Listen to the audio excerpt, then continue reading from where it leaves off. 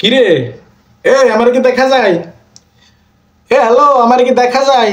তাহলে দেখা গেলে দেখো, ভিডিওটা লাস্ট পর্যন্ত দেখো যে কি হয়, মানে না কি হতে যাচ্ছে। কাটে না সময় যখন আর কিছুতে দুয়ানার সরিষার তেল মাখিয়ে বাথরুমের দেওয়ালে ঠেকিয়ে পাছা জোরে জোরে আমি যখন গিটার মারি আয় মালাই আয় মালাই। এদের এইসব ভিডিও দেখে আমার এই ধরনের গান মনে পড়লো। দিন ভরে কাজ করতে করতে মনে অনেক দুঃখ, মনে অনেক কষ্ট নিয়ে যখন রুমে আসি, তখন একটু মন বিনোদন দেওয়ার জন্য একটু ডাটাটা অন করে ফেসবুকে ঢুকি, যে কিছু হাসি রহস্য ফানি ভিডিও দেখলে হয়তো মনটা ভালো হয়ে যাবে। কিন্তু না, মাঝে মাঝে তো ভুলে যাই যে আমার বাড়ি বাংলাদেশে। কিন্তু তখনই মনে পড়ে যখন আমি ফেসবুকে ঢুকি, বাংলাদেশে সহবাস করে আমি বিপদে পড়ছি। বাংলাদেশে বসবাস করে আমি পুরো বিপদেই আছি।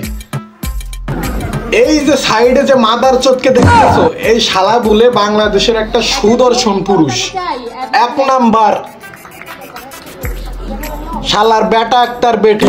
এই যে যারা লাইন দিয়ে আছে ওর মাকে, যাই হোক, এই কুত্তার বাচ্চারা সবাই মিলে সব অশিক্ষিত করে অশিক্ষিত মিলে এর সুন্দর, মানে বাংলাদেশের সবচেয়ে সুদর্শন হিসেবে পুরুষ হিসেবে অ্যাওয়ার্ড। তার আগে তোমাদেরকে আমি কিছু লেখাপড়ার দিক দিয়ে শিখাইতে চাই। যেমন মানুষ শিক্ষিত হওয়ার পরে যেমন বেশি শিক্ষিত হয়ে গেলে মানুষ রূপে গরু হয়ে যায়, তার কিছু উদাহরণ যেমন এইরকম: বয়াকারে বা ল তাল, ভয়রস্যু দয়াকার মধু, ছয়রস্যি দয়রস্যি দাদি। মানে শুদ্ধ বালান করে যেসব মানুষ উল্টো পাল্টা মানে বলে, এরা আসলে এই বাঞ্চল। বাংলাদেশে কি ভাই পুরুষের অভাব? এত মানুষ থাকতে মানে এই বোকাচোদারে কেন শুধু পুরুষের অ্যাওয়ার্ড দিতে হবে? এই সৌরে বাচ্চার কথাগুলো একটু শুনো, তারপরে আমি বলতেছি। আসলে আমি মেয়েদের উপর ক্রাশ খাই না, মেয়েরাই আমার উপর ক্রাশ খায়। আমি যখন হেঁটে যাই তখন আমার পাশে যে জন থাকে দেখে বলে তোমার দিকে দেখো তাকাচ্ছে, তো আমি তখন আসলে আমার প্রতিক্রিয়া, আমি মেয়েদের প্রতি ক্রাশ খাই না, মেয়েরা আমার প্রতি ক্রাশ খায়। আমি মেয়েদেরকে পাত্তা দিই না, মেয়েরা আমাকে জড়িয়ে ধরতে চায়। এই বুকাসুদা বেটা আক্তার বেটির ভয়েস তোমরা শুনছ, আর এ বলে সুদর্শন পুরুষ। চুতমারাইনে পোয়া তো হিজলে, তোরা যারা আমার সুদর্শন পুরুষ হিসেবে দেখছস, তোরা কেউ দাঁড়ে যায় একবার আমার চেক করছস টুপি আছে না গেছে?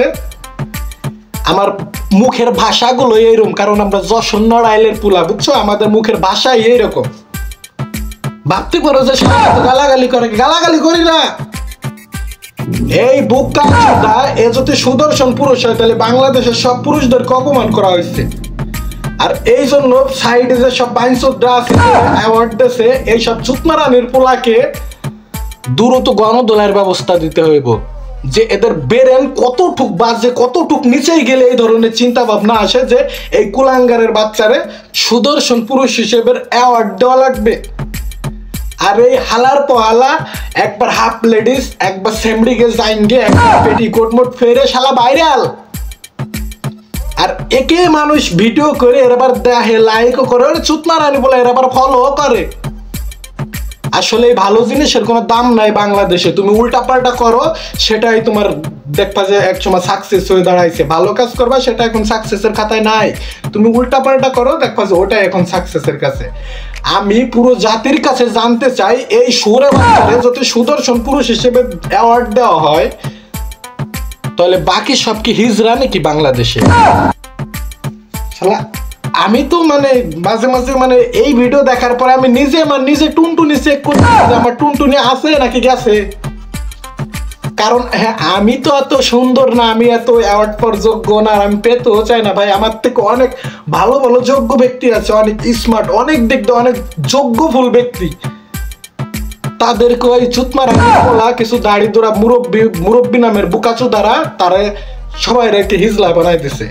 আর এইসব নায়িকা যারা আগে অশ্লীল মুভি করতো, যাদের কোনো এখন কোনো খানা নাই, কিচ্ছু নাই, এদের এখন ভিক্ষিও কেউ দেয় না, কারণ এদের শরীরের চামড়া এখন ঝুলে গেছে, এদেরকে কেউ ভিক্ষিও দেয় না। আর এইসব চুতমারা নির্মাণরা ওদের সাথে এসে ঘষা ঘষি মশি করে মেকআপ টেকআপ ঠাপায়ে এরে মানে উপরে উঠাই দিছে। ওটা তো আর বেটিকের সাথে তো বেটিরাই মিশবে, এটা তো স্বাভাবিক, বেটিকের সাথে তো বেটিরাই মিশবে। আর এই বুকার সাথে কিছু নায়িকা না দন না সাউয়া এই কটা মিশে মিশে মানে কি সুদর্শনের অ্যাওয়ার্ড দিয়ে দিছে।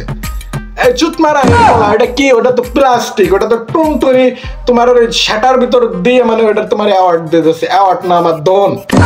আমি জাতির কাছে একটাই কথা চাই, এই কুত্তার বাচ্চারা যে জায়গায় দেখবা সেই জায়গায় গণধুলাই দাও, কারণ এই সব শুয়োর বাচ্চা বাংলাদেশে থাকলে পুরো বাংলাদেশের বদনাম হয়ে যাবে। একটা বাইনচোদ, তোর বাপ মা যদি 5 মিনিটের বিনোদন না নিত তাহলে কিন্তু তুই হইতি না। তাদের জীবনে সব থেকে বড় একটা পাপ যে 5 মিনিটের বিনোদনের মাধ্যমে তুই হয়ে গেছিস।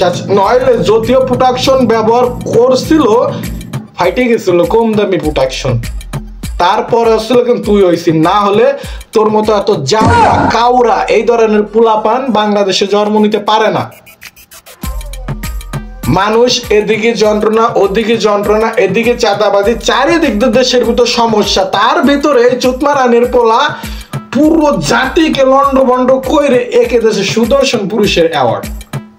বেটা তার বেটি, আমি কিছু কইলে হয়ে যাবে দোষ। থাকো তোমরা, আমি গেলাম, তোরা ভালো থাক।